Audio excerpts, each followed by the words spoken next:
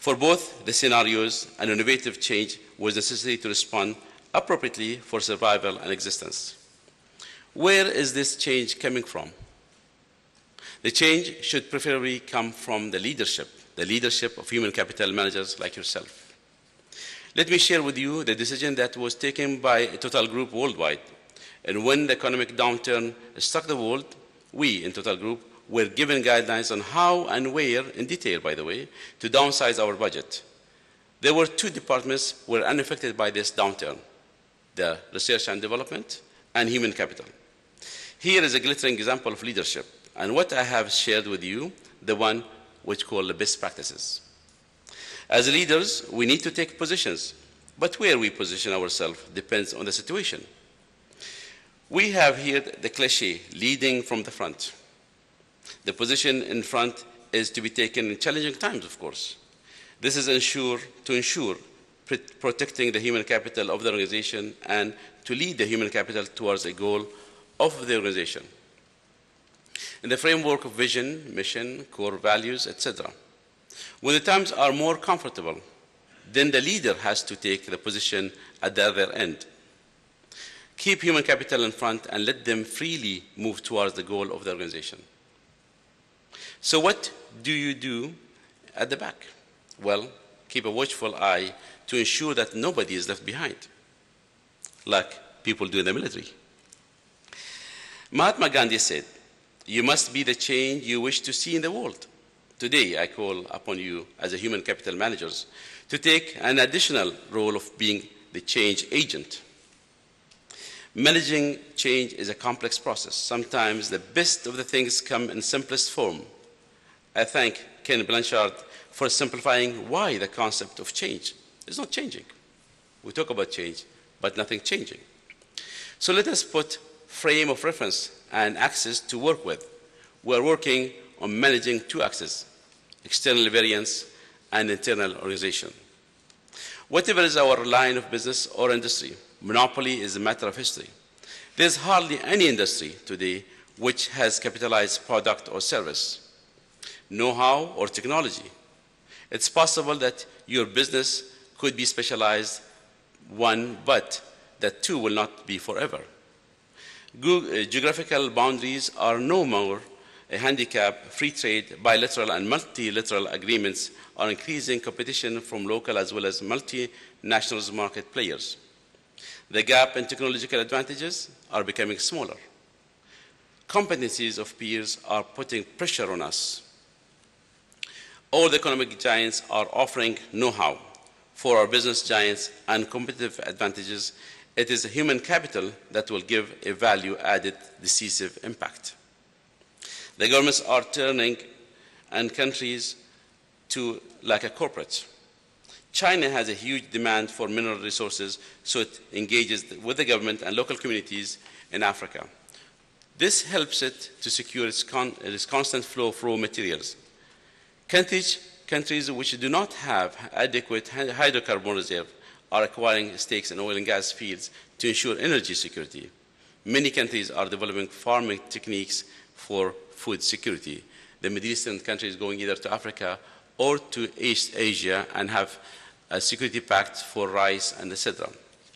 Today, the companies in the Middle East need to develop a policy, strategy, and action plan for talent security. The concept of migrating from asset-based economy to knowledge-based economy will be realized only when talent security is ensured. Here too, I will share with you one of our practices. Our company, Total Bukhoosh, has partnered with a reputable local education institute and established an industry-specific academy. This academy is job-oriented and not mass-oriented. It started functioning about 2 years ago, and next January, inshallah, we will have our academy graduates taking up jobs offshore. This academy is our brainchild and answer to the talent security. Many countries are granting immigration for foreigners, like Canada, for example. Actually, they prepare a talent model for the whole country, transpose it over a line of 20 years. Every 3 years, they say what their lack of talents, and accordingly, they give immigration passes to them. Okay.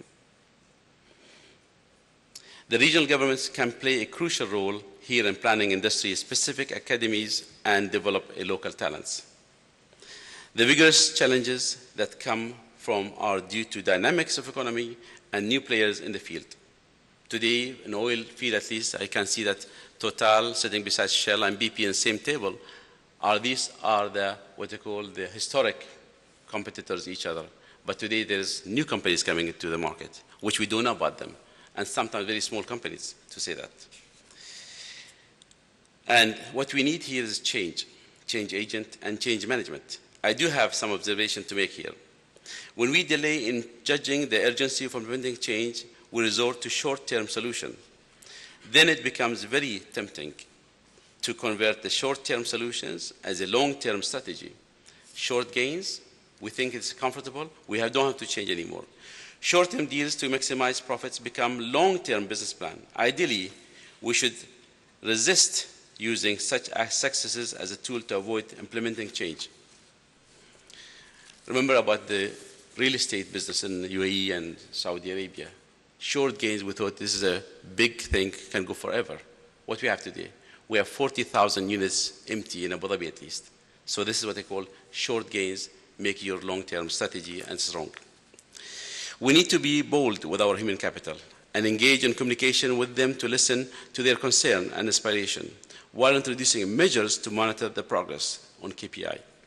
The reason to do is our belief that our people are our true assets. Some of the company, the first thing they do, they cut the budget on training and human resources. They just fire everybody. The reason to do so is our belief that our people are our true assets for the progress of our business. So let them be part of shaping the future. Share with them because these are the people who are going to make you the future. To be pragmatic and proactive, not reactive, to change like economic crisis, talent scarcity, and dynamic challenges arising out of vigorous human behavior can be best met by effective leadership. Empowered human capital has a direct impact on the sustenance and growth of our business.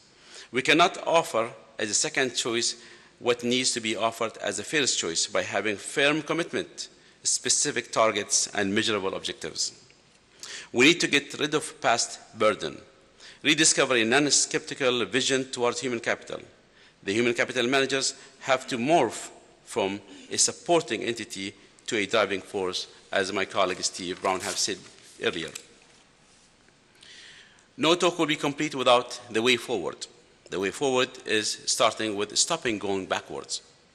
Start going in circle. Do you recollect that I shared with you two best practices? No budget cuts for human capital, ensure talent security through an academy. One more direction for the way forward is to convert best practices into policies. We talk about rules and regulations. How about taking the best practices and make it a policy? So that we industrialize, institutionalize the best. Set and monitor KPIs. I cannot talk of what they could be because they collectively, you all from a wide spectrum industry with your own working parameters and paradigms. But performance monitoring is very vital. Be alert, the black swan.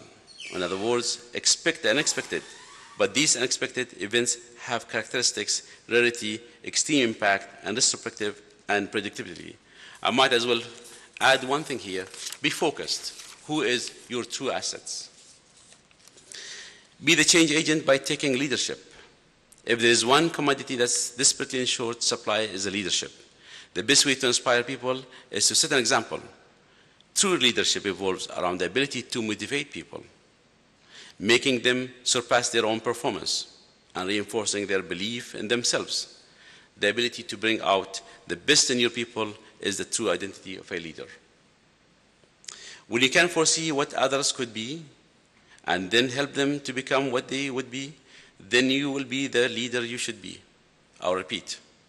When you can foresee what others could be and then help them to become what they would be, then you'll be the leader you should be. By constantly finding ways to bring excellence in others, you'll be effortlessly recognized as a leader of choice. I thank you for your attention.